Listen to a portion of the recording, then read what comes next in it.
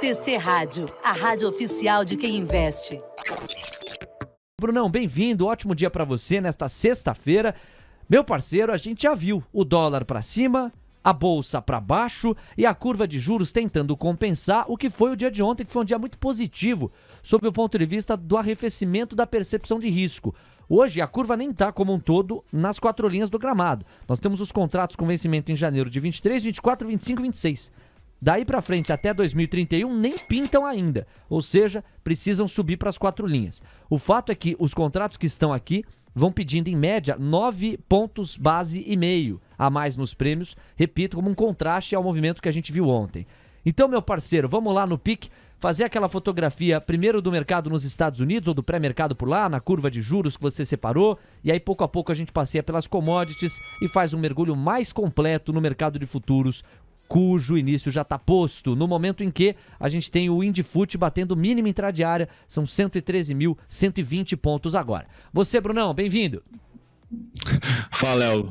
Bom dia para vocês, Diegão, para Ellen também. Sextou, né? Eu, como boa sexta-feira, atrasado, eu sempre corneto aqui a Multilaser, mas hoje a Logitech fez atualizações aqui da minha webcam. O Gui sabe muito bem, quando a gente fazia morning call eu chegava atrasado, é porque estava atualizando as minhas dignas webcams aqui da Logitech, que não tem ações na bolsa. Comprem Multilaser, eu acho que vale mais a pena.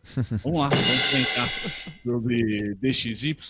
Se eu tiver um tempinho, pessoal, eu acho que vale a pena trazer o contexto desse gráfico, pode deixar vocês aí a par dos movimentos que eu espero e que a gente possa ter na nossa bolsa, não no câmbio. Acho que o Gui já completou antes da minha entrada aqui, que o DXY e Dolfut aqui, nosso dólar futuro, estão completamente e com boas razões e fundamentos descorrelacionados, mas aqui eu vou tentar contar uma historinha do quão ruim é esse gráfico do jeito que ele está hoje. Tá? A última grande subida, ou as últimas grandes subidas do DXY, ou seja, dólar forte perante as outras moedas do G8, por exemplo, foi ali, eu destaco, de 1998 a 2002. Foram 2 a 3 anos ali, particularmente. Teve crise na Rússia, crise nos tigres asiáticos, o Japão parou de crescer pra caramba naquele momento e tivemos a crise da Nasdaq em 2002. Então vejam que subida muito forte do DXY causa barulho e quebradeira.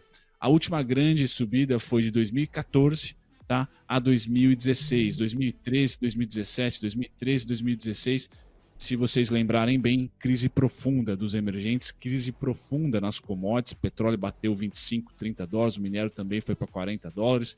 E os emergentes todos em crise, inclusive nós brasileiros aqui, o Brasil. Então, o movimento que nós estamos presenciando de 2021, eu coloquei 2020, mas na verdade 2021 aqui, até o presente momento, é mais uma subida escandalosa do DXY. Então, apesar de nosso câmbio estar preparado e o nosso dólar segurar bem, é pancada nas nossas blue chips aqui. Tá? Nenhuma commodity sobrevive subindo ou em cenário melhor do que esteve em 2022, 2021, 2020 para 2023 com esse dólar index super forte. Então a gente precisa que esse cara arrefeça. Eu só quero trazer aqui que o próximo presidenciável, no meu cenário, muito provável que ele vai pegar um dólar ainda muito forte, tá? E com estabilidade alta. Então não vai ser um cenário positivo, seja para candidato A ou candidato B. A condição macroeconômica que ele vai pegar é muito complexa para emergentes, porque as commodities tendem a arrefecer por mais tempo com esse DXY nos patamares atuais. Então, para o nosso câmbio, não modifica muito, mas para as commodities, pessoal, o cenário de 2020 a 2022 foi cristalino. 2023, pelo menos, não vai ser tão cristalino assim. Pulando aqui para a curva de juros americana, então lá no dia 7 de setembro a gente comentou com vocês que, olha, a curva de juros americana está pedindo que o S&P renove mínimas. Por quê? Rompeu máxima, ou está querendo romper máxima do ano.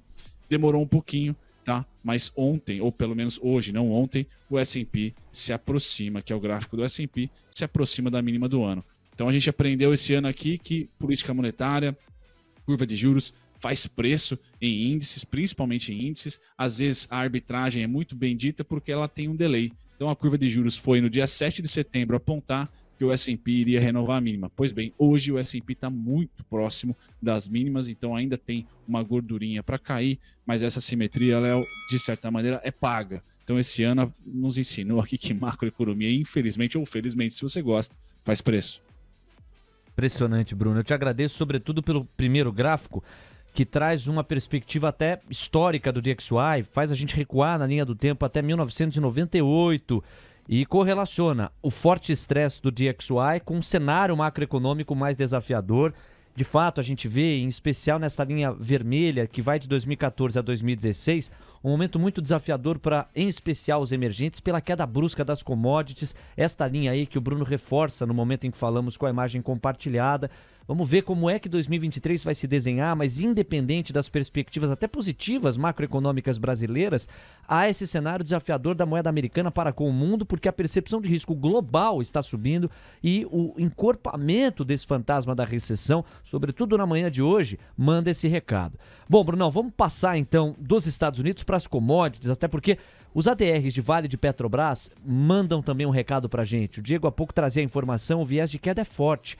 Vamos passear pelo que a tonelada do minério de ferro suscita, sugere, e a mesma coisa em relação ao barril do petróleo. Quais são os destaques nessa direção? Vamos lá, Léo, só completando a última pimentinha aqui sobre o DXY, pessoal, e esse gráfico que eu estou comentando, que eu vou colocar ainda para vocês. Em 2002, nós tivemos a China crescendo muito, tá? Foi ela a grande deflacionária do dólar. Tá? Em 2016, a China não cresceu o suficiente, por isso que o dólar não caiu o suficiente depois de um ciclo de alta. Então eu acredito que a China não vai crescer o suficiente em 2023, por isso que eu não vejo que o próximo presidente vai ter vida fácil como foi, entre aspas, ali em 2003, 2004, auge da globalização e auge do crescimento de 2 dígitos da China. Então quem serão os próximos emergentes, ou o próximo, quem será o próximo emergente a deflacionar o dólar? Pode ser o Brasil, pode ser a Índia, são 2 grandes candidatos, mas definitivamente não vai ser a Rússia, porque está fora, cada vez mais isolada, e a China também não apresenta ali grandes momentos em ciclo econômico. Mudando para petróleo, aqui prestação de contas, pessoal. O Brunão, então, falou que setembro ia ser o mês das commodities frente ao dólar. Putz, fui para o ralo, dificilmente na última semana de setembro as commodities vão respirar e o DXY vai ser vendedor. Então começou o mês muito agradável, os primeiros 10 dias aqui do petróleo e minério de ferro confirmaram a minha tese, só que aí veio talvez o Powell, talvez a inflação, o CPI americano. Eu acho que o principal dado do mês foi o CPI americano, o próximo será o payroll de outubro, jogou as commodities para baixo e o dólar para cima. Então o movimento que o petróleo faz, pessoal, hoje é de baixa, então as empresas devem sentir. E aqui a pulga atrás da orelha que eu digo é sobre essa boca de jacaré. Tá? Aqui esse gráfico tem Petrobras subindo 61% no ano, a contar com o fechamento de ontem, não, a abertura de hoje ainda não aconteceu. A Chevron, que é esse CVX aqui, uma grande competidora, subindo 30% no ano, tá? E o petróleo subindo apenas 11%. Normal as empresas petroleiras subirem mais do que o petróleo em si. O que não é normal é o petróleo apontar para baixo, com o azulzinho escuro, a Chevron apontar para baixo, que é o verdinho claro, e a Petrobras apontar para cima. Tá? Então ontem, e pós-efeito Meirelles, a gente está vivendo uma ilha, nossa aqui Brasil, o que é importante a gente saber que por hora é uma ilha. A gente está indo para o norte e o mundo está indo para o sul. Tá? Inclusive blue chips no mundo inteiro, como é a Chevron, está seguindo o petróleo, que é o normal. A Petrobras subiu. Então tomem cuidado, pessoal, no pós-eleições, porque a gente pode ter candidato A ou B, tanto faz, tanto fez, mas uma assimetria ali não muito favorável, principalmente no mundo das blue chips, o que não se repete para as small caps. Então petróleo hoje em queda, Léo, de 2,81%, me frustrando aqui para a tese mensal, acho muito difícil semana que vem ser a semana do boom das commodities, será a última de setembro, quem sabe eu ainda estou certo, mas não deu certo. Não foi brochável a minha tese aqui por hora das commodities em relação ao dólar. Já no minério de ferro, a mesma coisa. Ontem nós tivemos uma grande província da China liberando o lockdown, então o minério subiu 10%. Só que aí ele olha para o retrovisor, ou olha do lado dele e vê um DXY subindo muito, um dólar se fortalecendo, curva de juros americana sugando liquidez do mundo inteiro. Ele já hoje devolve praticamente tudo que subiu ontem, tá certo, pessoal? Então nem minério de ferro e nem petróleo. Aqui eu vou mostrar a última correlação do minério de ferro para vocês também, da mesma maneira que eu fiz a Petrobras.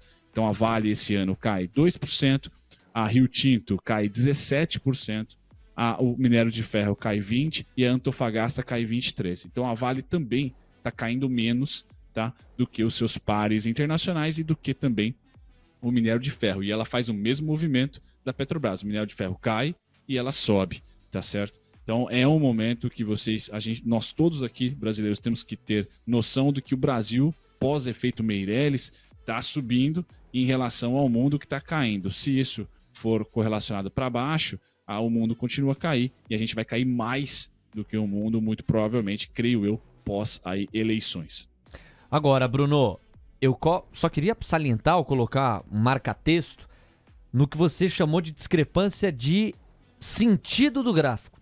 Porque Petrobras está empinando para cima, a própria Vale pega uma mesma direção, enquanto as outras evidências e linhas gráficas apontam para baixo.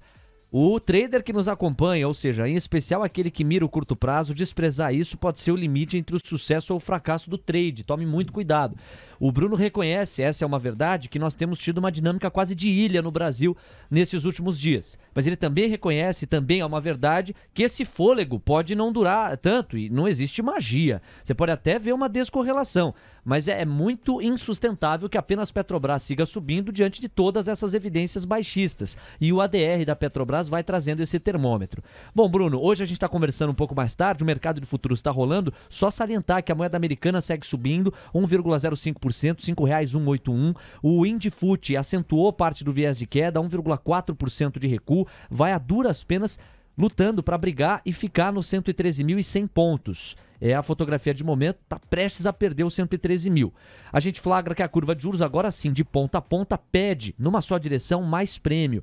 E o pedido médio está na faixa dos 12 a 14 pontos base a mais. Contratos curtos, médios e longos. E o Felipe Coleta chamou especial atenção mais cedo aqui ao D1F24, que deve ser o maior termômetro do mercado no que diz respeito ao recado que o mercado quer passar para o Banco Central.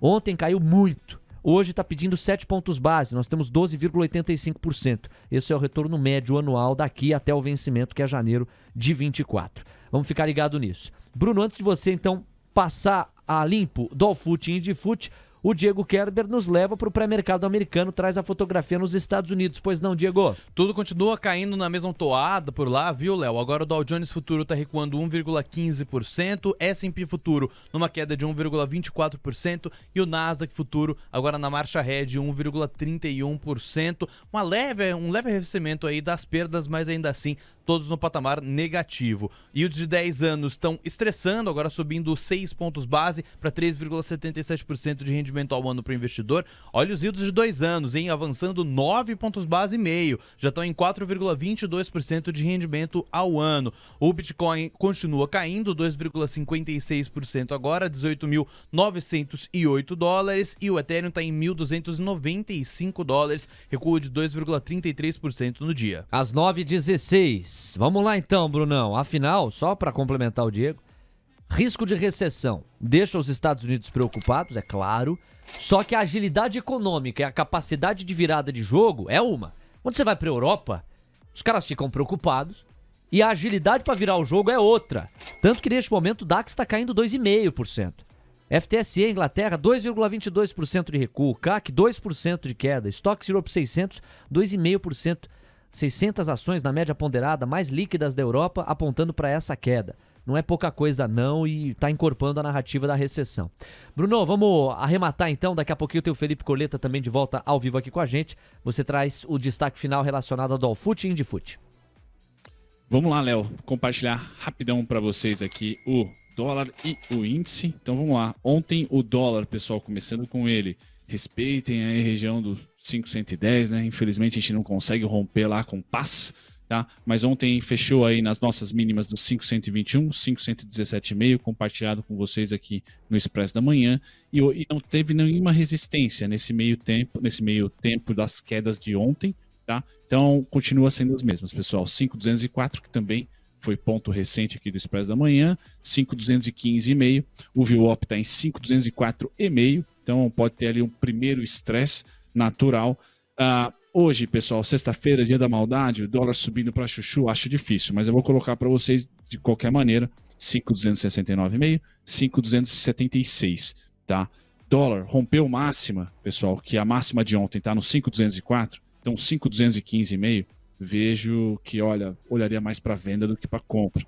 Mesma coisa o índice, né? Rompeu máxima, olho mais para venda, rompeu mínima, olho mais para compra, assim como foi essa semana, assim como deve ser até as eleições. Para baixo, pessoal, tocarei um sininho bem interessante, 510, que é ali o suporte, e eu não vou além, eu tenho os pontinhos aqui que eu já compartilhei no Trader Dias, mas fico com esse range, um dia de lateralização para o nosso dólar, apesar da forte alta do DXY. Já para o nosso índice, ele acorda em suporte, tá? No 112.925, 112.995 e 113.225 é suporte aqui, pessoal. Fechou a primeira hora para vocês mais conservadores, ou os 15, os 30 primeiros minutos, fechou abaixo, vai funcionar principalmente o 113.225 como resistência, não como suporte.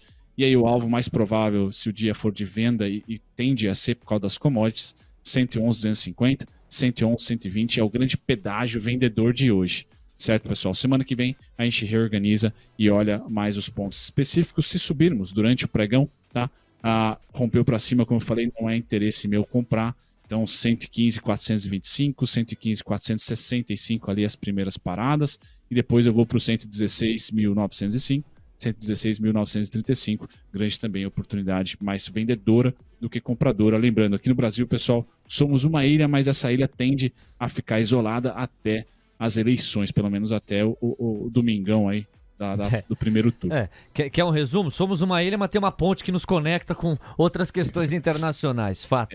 Talvez uma boa imagem, né, pra gente sintetizar. Brunão, super obrigado, a gente volta a conversar mais tarde, até lá. Valeu, Léo, até daqui a pouco. Tamo junto. TC Rádio, a rádio oficial de quem investe.